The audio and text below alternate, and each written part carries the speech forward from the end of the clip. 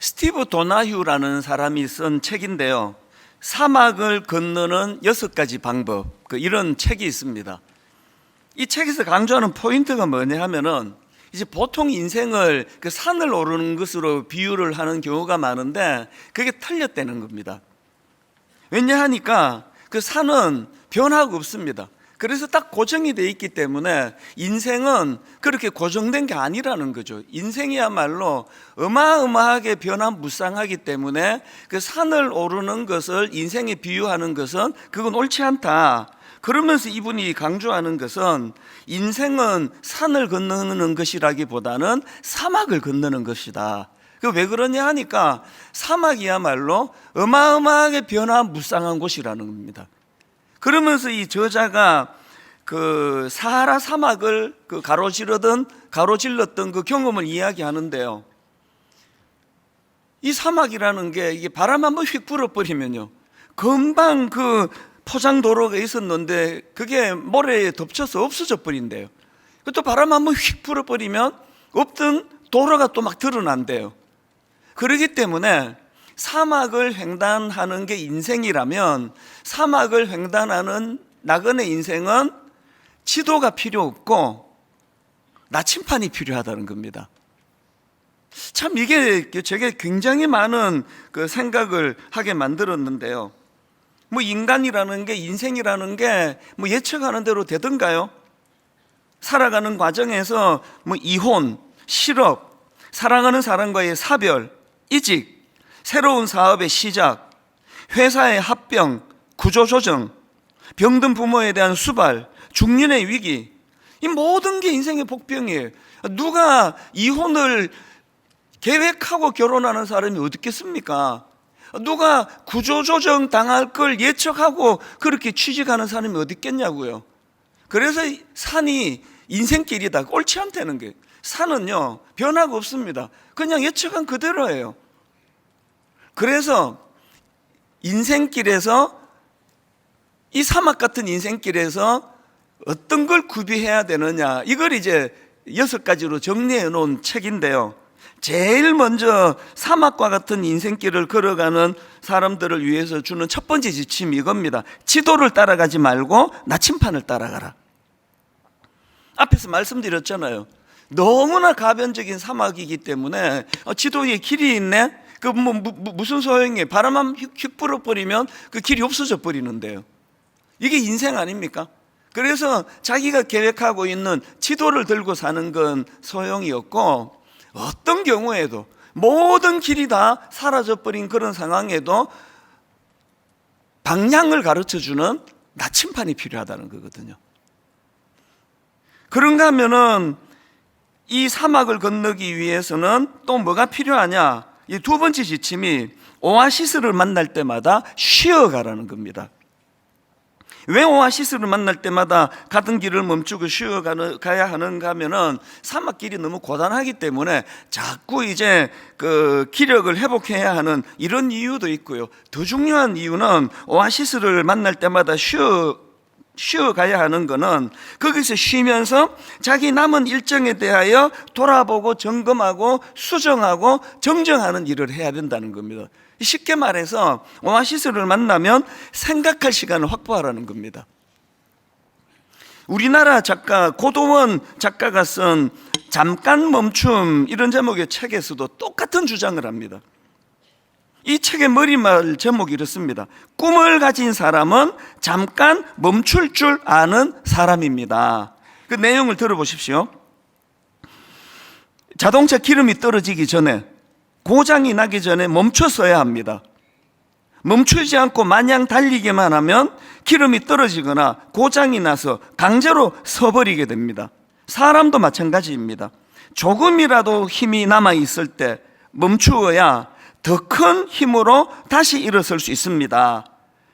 그리고는 이 멈춤이 가지는 유익에 대한 설명도 하는데요, 잠깐 멈춰 서서 보아야 나의 속사람도 보이고 내가 지금 서 있는 자리가 어디쯤인지 알 수 있습니다.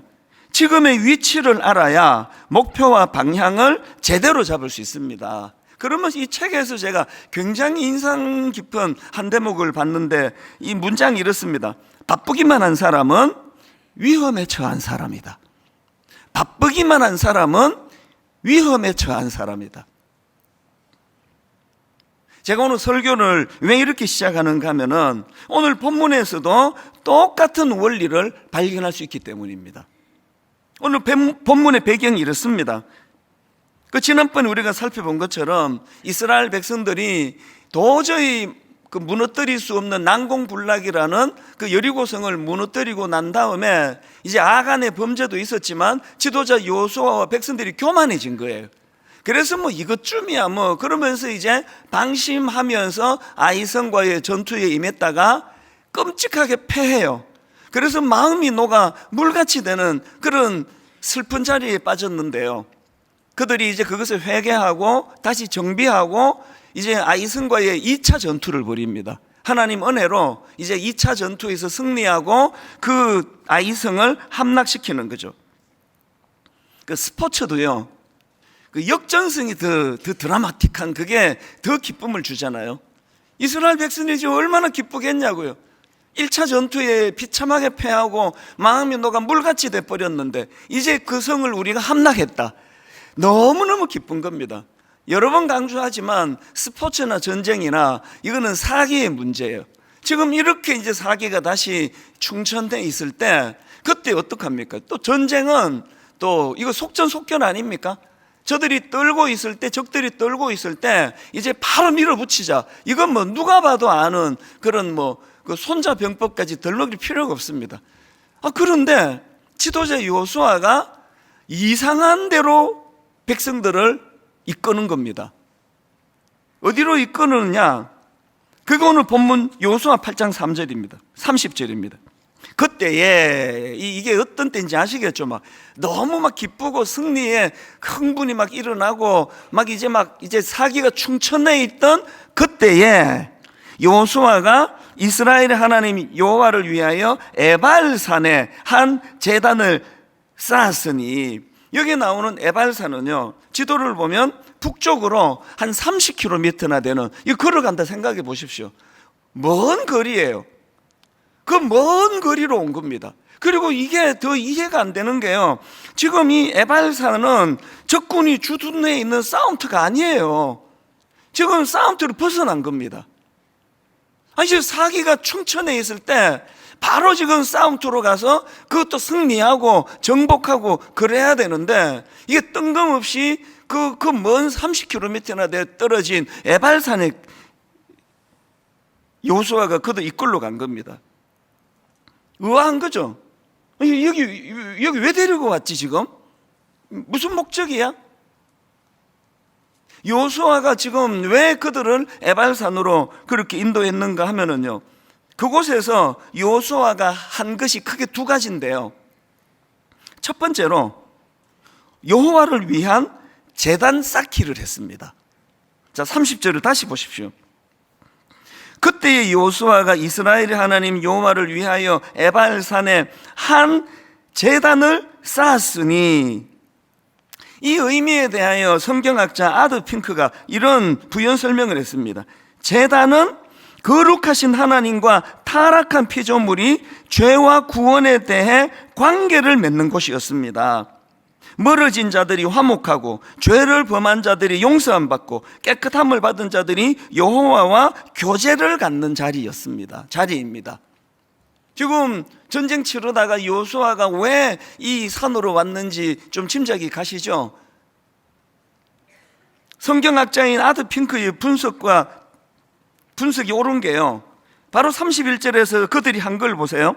무리가 여호와께 번제물과 화목제물을 그 위에 드렸으며, 그들이 드린 번제는요, 죄를 속죄하기 위한 것이고요, 또 화목제는 하나님과의 평화의 관계를 유지하도록 드리는 제사입니다. 그리고 이미 화목된 관계 속에서 감사로 드리는 게 화목제예요. 여호수아가 왜 에발산으로 백성을 인도해 왔는지 짐작이 가지 않습니까?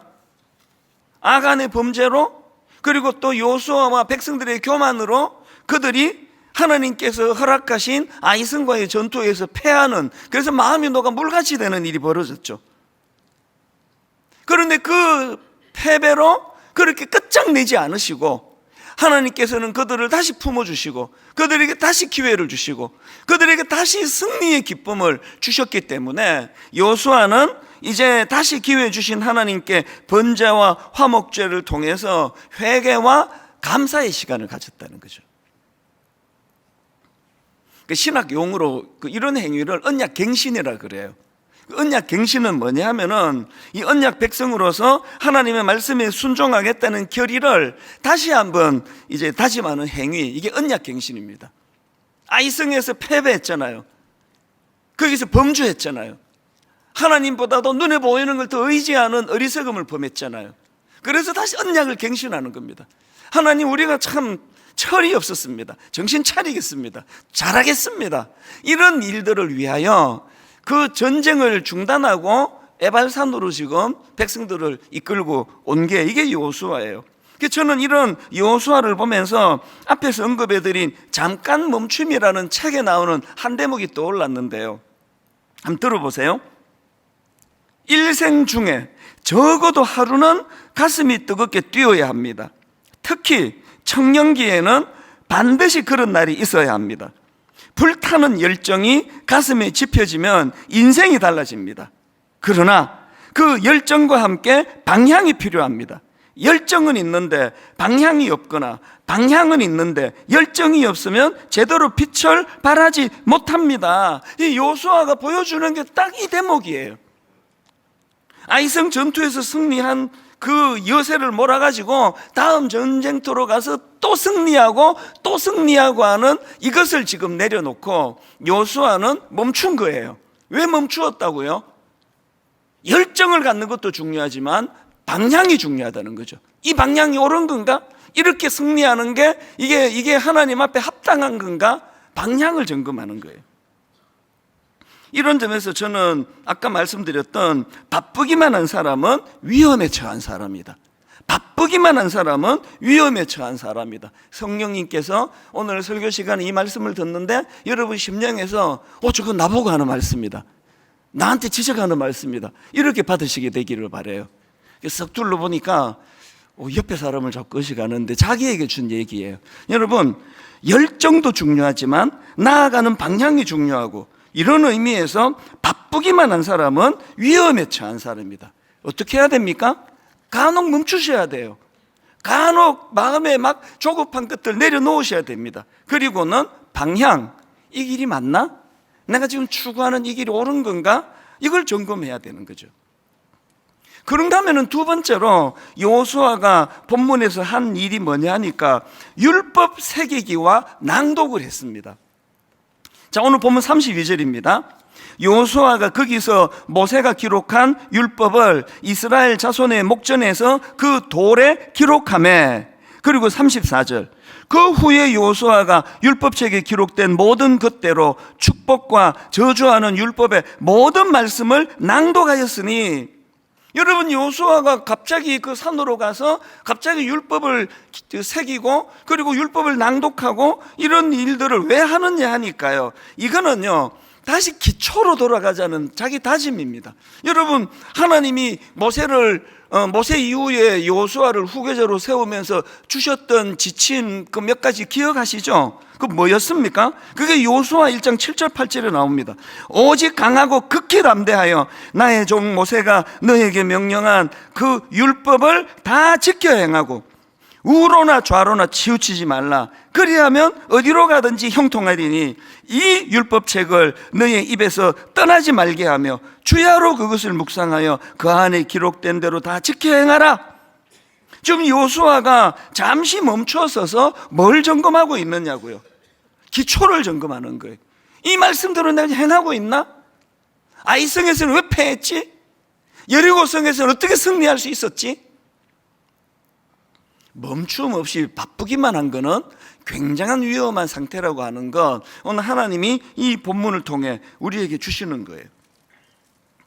그러고 보면요, 이스라엘 백성들이 이제 아이성과의 1차 전투에서 실패하고 그리고 이제 회개하고 전열을 가다듬고 2차 전투에 임하는데요. 제가 성경에 보니까 이 2차 전투를 기록한 내용에서 계속 반복하는 단어가 하나 있더라고요. 그게 매복입니다. 매복. 자, 여호수아 8장 4절입니다.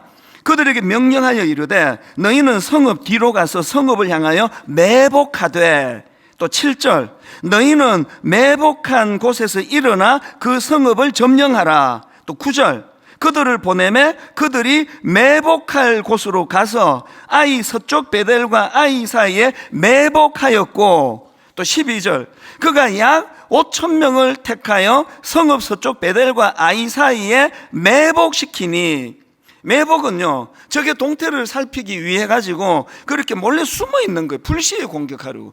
이 군대 다녀오신 분들은 다 아시겠지만 그 매복 훈련하는 건요 엎드려 갖고 아무도 안 하는 거예요. 그냥 일어서도 안 되고요, 담배 펴서도 안 되고요, 불빛이 새 나가면 큰일 나잖아요. 그 매복 훈련은 숨 죽이고 가만히 있는 겁니다. 그냥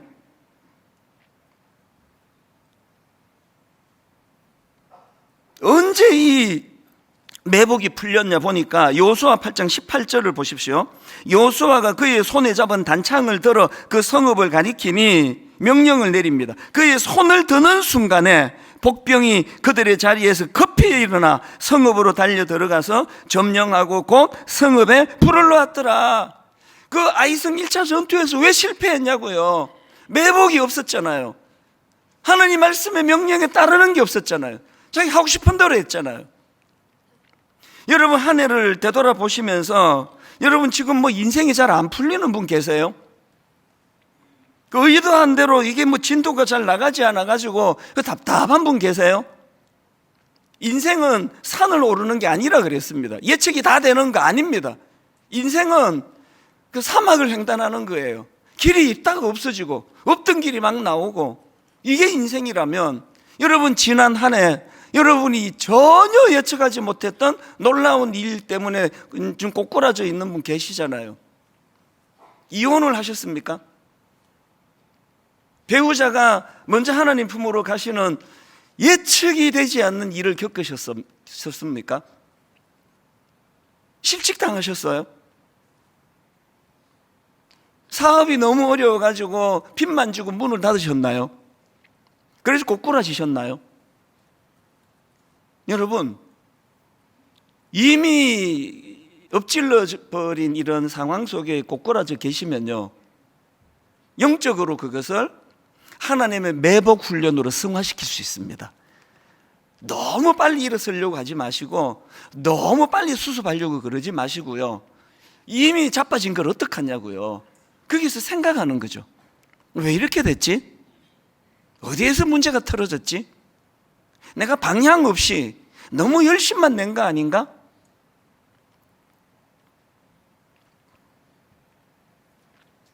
제 인생을 돌아보면은 참 고비가 많았습니다. 모든 인생이 다 그랬듯이요. 뭐 억장이 무너지는 일도 많았고, 교회가 커지면서는 생각지도 못한 복병이 어디서 날라올지 모르는 게 그게 저예요. 그래서 저는 항상 그런 생각을 해요.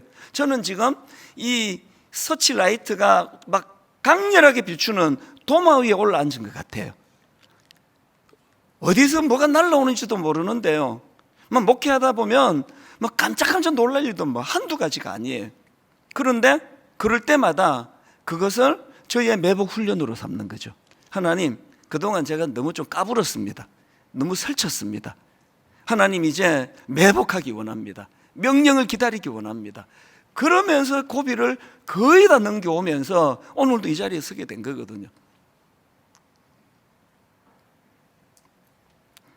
제가 최근에 발견한 성경 구절이 있는데요, 잠언 19장 2절입니다. 지식 없는 소원은 선하지 못하고 발이 급한 사람은 잘못 가느니라.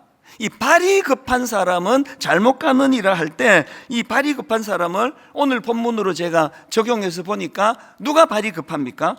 매복 훈련이 안 된 사람이에요. 그저 열심만 있어가지고 자기 생각으로 하나님께 의뢰도 하지 않고 그냥 자기 경험만 가지고, 이게 발이 급한 사람이에요. 발이 급한 사람은 잘못 가느니라. 그리고 여러분 이제 잠언 21장 5절은 다 하시잖아요. 부지런한 자의 경영은 풍부함에 이를 것이나 조급한 자는 궁핍함에 이를 따름이니라. 세상적으로 말하면 부지런한 자의 반대말은 게으른 자인데요, 성경은 부지런한 자의 반대말이 조급한 자예요. 그 왜 그러냐? 결과가 똑같은 거예요. 게으른 거나 조급한 거나. 그러면 여기서 말하는 조급한 사람을 오늘 본문으로 다시 이거를 다시 재적용을 해보니까요, 어떤 사람이 조급한 사람입니까? 누가 조급하냐고요?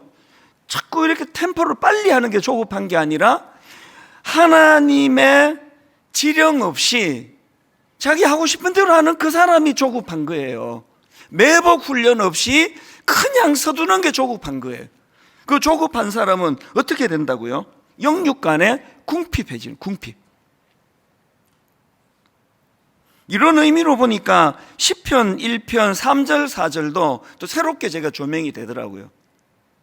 그는 시냇가에 심은 나무가 철을 따라 열매를 맺으며 그 잎사귀가 마르지 아니함 같으니 그가 하는 모든 일이 다 형통하리로다. 여기에 반해서 4절, 악인들은 그렇지 아니하며 오직 바람에 나는 겨와 같도다. 어떨 때 제가 이 말씀을 읽으면 우리 어머니가 저를 꾸짖던 생각이 나요. 좀 까불고 그러면 이렇게 꿀밤을 탁, 얘가 천지를 모르고 깨춤을 추네. 우리 어머니가 잘 쓰던 말이에요. 그 까불 때 왜 이런 말을 하는지 궁금하시면 오늘 예배 마치고 집에 가셔서 그 후라이팬을 벌겋게 달구어 가지고 깨 한 줌을 올려보면은 우리 어머니의 깊은 교훈을 아시게 될 겁니다. 그러면 깨가 춤을 춰요. 바람에 나는 겨. 이게 오늘 이 시대가 바람직하게 생각하는 인간상 아닙니까? 엄청 실효에 급해요. 바람이 불면 주식을 어디다 투자해야 되지? 이게 시간 다툼이더라고 보니까. 이게 지금 환율이 오르는데 이걸 얼마를 사야 되지? 어디다 해야 되지? 막 엄청 시류에 민감하게 반응하는데, 그런데 바람에 나는 겨는요, 중심이 없기 때문에 보면은 제자리에 와 있어요. 여러분 지난 1년이 혹시 이런 분 안 계세요? 막 엄청 열심히 뛰어다니고 막 정신없이 했는데 제자리에 와 있어요. 나 1년 동안 뭐 했지? 이 바람에 나는 겨입니다. 우리 인생이 바람에 나는 겨가 되면 그게 조급한 인생이고요, 조급한 인생은 영육간에 궁핍해진대요. 이거를 막으려면 어떻게 해야 된다고요? 열심을 내는 것도 중요하지만 방향을 잡으셔야 돼요. 이 길이 옳은 건가? 이게 지금 맞는 열심인가? 이 점검하시는 거죠. 그래서 오늘 본문 32절, 여호수아가 거기서 모세가 기록한 율법을 이스라엘 자손의 목전에서 그 돌에 기록하며, 그 돌에 기록한다는 게 뭘 의미하겠냐고요. 이게 그냥 갈겨 써서 끝나는 게 아니에요. 우리가 성경 필사하면 좋은 게요, 읽으면 후딱 지나가는데 성경을 기록하면 속도가 더디잖아요. 하나도 놓치지 않고 다 가게 되는 거죠. 그런가 하면 34절, 그 후에 여호수아가 율법책에 기록된 모든 것대로 축복과 저주하는 율법의 모든 말씀을 낭독하였으니, 이 34절은요 제가 다음 주일에 아주 자세하게 제가 설명을 준비하고 있습니다. 이 역사적인 배경도 설명하고 이 의미를 제가 한 번 더 이 본문을 가지고 지금 준비를 하고 있는데요, 그래서 어쨌든 이제 오늘 제가 강조하는 건 이건 시편 1편 1절 2절입니다. 복 있는 사람은 악인들의 꾀를 따르지 아니하며 죄인들의 길에 서지 아니하며 오만한 자들의 자리에 앉지 아니하고 오직 여호와의 율법을 즐거워하여 그의 율법을 주야로 묵상하는 사람이로다. 방향이 있는 사람이에요. 방향이 정해져 있습니다. 다니엘처럼 뜻을 정하는 거죠. 이 시대가 어떻게 흘러가고 이 시대가 나를 어디로 가라고 강요하든지 상관없이 나는 뜻을 정하는 거예요. 제가 이 말씀을 준비하다가 제 제자가 쑥 떠올랐는데요, 제가 청소년 사역 첫 해의 제자예요. 언젠가 제가 이야기를 한번 해드린 적이 있습니다. 제가 이민 생활을 하다가 이제 하나님의 부르심을 받아가지고 청소년 사역하고 신학교 들어갔는데, 제가 이게 이민 생활하다가 한국에 왔는데 강남의 8학군 입시를 보니까 기가 막히더라고요. 이거 어떻게 해야 될지도 모르겠습니다. 우선 아니 고3 애들만 따로 모아놓으니까요, 그 8시인가 이렇게 모아놓으니까 한 3분의 1은 자요. 그냥 아니 뭐 자요. 그냥 자는 것도요, 그냥 뭐 조신하게 조는 게 아니라 이게 막 너무 격렬해가지고 다 보여요. 이쪽 애들이 졸아가지고 여기를 막 째려보면서 설교하면 여기서 또 졸고 있고, 뭐 하여튼 뭐 한 3분의 1이 이렇게 다 졸아요. 그리고 한 3분의 1은 뭐 졸진 않더라고요. 이미 깊이 잠들었기 때문에 뭐 졸 수가 없는 애들이에요. 지금 제가 그 설교하고 또 찬양하고 또 기도하고 축도를 마친 이 패턴도요, 다 그때 만든 겁니다. 설교를 안 들으니까 찬양이라도 은혜를 끼쳐야 된다. 그래서 유난히 많이 졸면은 막 찬양을 더 뜨겁게 막, 그리고는 막 기도 막 뜨겁게 시키고, 다 일어나서 기도시키고 그랬거든요. 그리고 제가 개발한 게 있는데요, 중요한 얘기하기 전에 저는 웃겨요. 애들을 보니까 졸다가도 웃기면 웃더라고요. 이것들이 신기해요. 분명히 이놈이 조는데 웃기면 또 써요. 그래서 중요한 이야기 하기 전에는 웃겨요. 그럼 고개를 들 때 중요한 이야기를 제가 하고, 이게 지금도 거의 저한테 패턴이에요. 제가 그냥 웃기잖아요. 이게 막 웃기는지 아세요? 이게 철저하게 원고에 웃겨야 되는 자리가 다 있습니다. 저 집사님이 지금 안 듣고 있는데, 웃겨서 시선을 집중시켜서 이제 하고 싶은 말을 하는 거죠. 뭐 이런 상황이에요. 그리고요, 애들이 뭐 그냥 뭐 다 막 주일이고 뭐고 뭐 다 학원에 가기 때문에요, 이것들이 보니까 이제 고3부 예배 와가지고 이제 수면을 보충하고, 그리고 이제 맑은 정신으로 학원을 가는 거예요. 예배가 그냥 한 1, 2분만 늦으면요, 막 축도 끝나자마자 막 다다다다다다다 막 뛰어가요. 한 5분 늦잖아요. 그때는 이제 그 사랑의 교회 전화가 마비가 돼요. 막 학원 가야 되는데 애 왜 안 보내주느냐고 막, 그래서 옥 목사님한테 너 예배 좀 짧게 해라고 말씀을 들은 적도 있습니다. 제가. 이래갖고 무슨 이게 예배 신앙 교육이 되겠냐고요. 그런데요, 그 가운데에서도 너무나 예배로 잘 쓰이는 애들이 또 의외로 많아요. 그 중에서 그 한 10명, 한 15명 되는 이 아이들이 자발적으로 이제 오후에 기도회를 가시는데 되게 이상한 겁니다. 전부 막 학원으로 따다다다다 뛰어가는데 얘들은 학원을 안 가요. 계속 교회를 서성거려요. 오후에 뭐 어디서 밥 먹고 자기들끼리 모여가지고 모일 데가 없으니까 막 복도에 막 모여가지고, 그리고 그 한 애가 키도 크고 잘생긴 애가 있는데 얘가 이제 막 이제 기타를 치면서 기도를 인도하는 거거든요. 근데 벌써 이제 한 5, 6개월 하니까 저도 이제 물들어가지고, 이것들이 지금 이래갖고 이거 어떡하나? 나중에 이거 수능 어떻게 보려고 그러나? 이런 믿음 없는 생각이 막 들어오는 거예요. 그래서 막 기도회 하는데, 니들이 지금 찬양할 때야, 지금 기도할 때야? 학원 가야 되는 거 아니야? 이렇게 말하면 안 되니까 차마 이렇게 말은 못 하는데 굉장히 불안한 거예요. 그 얘들은 뭐 수능을 포기했나? 그런 생각을 한 적도 있는데요. 그랬는데 나중에 저한테 들려지는 얘기를 보니까 거기서 이제 그걸 주동했던, 찬양을 인도했던 그 키 크고 잘생긴 애가, 얘가 어떻게 됐냐? 그랬더니 서울대 정치학과 수석으로 들어갔대요. 그리고 또 한 3학년쯤 되니까 졸업도 하기 전인데 외무고시에 합격을 했대요. 이게 어떻게 된 거야? 학원도 안 가고 계속 기타나 치고 그랬는데, 그리고는 이제 또 좀 시간이 지나니까 외무장관의 비서관이 됐대요. 그리고 좀 있다가 이제 여러 나라 재외 공간을 돌면서 근무를 했는데, 이 친구가 이제 올 초에 귀국을 해갖고 이제 분당 우리교로 복귀해서, 얘는 창립 멤버예요. 얘는이 아니고 지금 나이가 49살이세요. 저하고 같이 늙어가요. 참 인상적이었던 게요, 너 왜 정치학과를 갔니? 제가 아이들 10명에게 물으면 8명, 9명은 점수 따라갔죠, 이렇게 얘기해요. 얘는요, 왜 정치학과를 갔니? 그랬더니 자기가 하나님께 받은 게 있대요. 하나님께서 자기에게 한반도 통일과 관련된 사명을 주셨다는 거예요. 그래서 정치학과를 갔다는 거예요. 제가 놀라는 게요, 이게 고3 때 하나님이 주신 사명이래요. 그게 49살까지 쭉 가고 있죠. 한 달만 지나면 이제 쉰이에요. 또 참 제가 인상적인 게, 그렇게 외교관이 된 이후로 이제 아프가니스탄이 그 당시로 막 전쟁으로 막 엄청 위험할 때예요. 그런데 자기가 아프가니스탄으로 자원을 했다는 겁니다. 아니 왜 그 위험한 데를 자원했냐 그러니까 하는 말이, 나중에 자기가 꿈꾸는 한반도 미래에 쓰임받기 위해서는 이런 경험을 쌓아야 된다는 겁니다. 그렇게 세월이 흘러서 이제 49살이에요 제가 이 친구를 쭉 살펴보고 관찰을 해보니까요, 그냥 딱 한마디로 오늘 설교 요약이에요. 그 내가 생각이 난 겁니다. 얘는요, 지도를 따라 산 게 아니라 나침반을 보고 산 거예요. 뭐 어떤 상황으로 뭐 이런 게 아니라 자기는 그냥 고3 때 받은 그 사명을 가지고 그냥 그 길을 쭉 갔을 뿐이에요. 그래서 뭐 엄청 성공한 삶을 살았다고는 저는 생각 안 해요. 그러나 참 잘 살았다는 생각을 해요. 행복해요.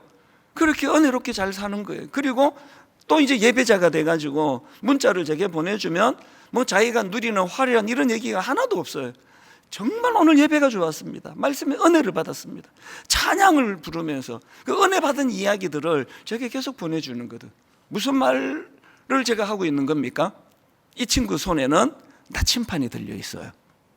그래서 그냥 이 시루가 확 그냥 길을 지워버리기도 하고 막 없던 길을 만들기도 하는데 동요되는 게 없어요. 자기 길을 쭉 가는 거죠.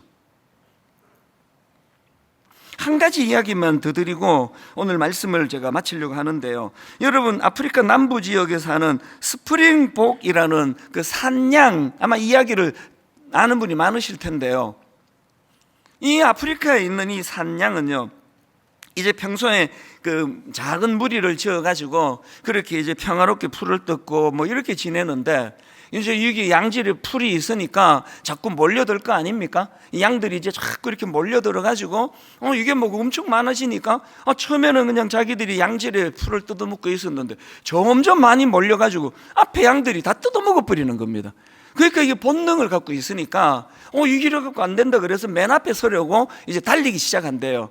그래서 이제 양이 한 마리가 달리면 이제 그 양들이 또 놓치고 싶지 않겠죠, 본능으로. 그래서 그걸 안 뺏기려고 이제 앞장서려고 달리고 하다가 무리가 이제 달리기 시작하면은요, 처음에는 양질의 풀을 먹으려고 경쟁해서 달렸는데 무리가 확 달리기 시작하면 이게 이제 동물이니까 왜 달리기 시작했는지 잊어버리는 거예요. 그 무리가 떼거지로 왁 달리기 시작하는 거예요. 막 엄청 달리는데 왜 달리는지를 몰라요. 그래가지고 이제 한 번씩 이제 절벽을 만나거나 그래서 떼죽음을 당하는 일을 겪는 게 이게 바로 스프링복이라는 산양이래요. 결론은 이야기 왜 할까요? 이게 딱 현대인들의 모습 아닙니까? 처음에는 이유가 있었죠. 열심히 하는 목표도 있었고요. 왜 달리는지 몰라요, 지금. 제가 많은 부모님을, 그 입시생 부모님을 만나가지고 그 대화를 하거든요. 그 학원을 이렇게 많이 보내갖고 얘가 그 다 적응해냅니까? 학원을 왜 보냅니까? 그러면 꽤 많은 엄마들이 이렇게 말씀을 하셨어요. 옆집, 앞집 애들 다 학원 가는데 안 보내면 불안해서 못 견뎌요. 그 산양 아닙니까? 다 달리니까 우리 애만 학원 안 보내면 불안해서, 엄마가 불안해서 애를 학원에 보내갖고 그게 효과가 있겠습니까?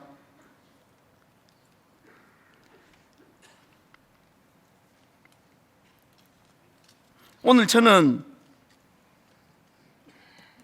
열심히 달려가시는 건 너무 귀하신데요, 잠깐 멈추실 때가 필요합니다.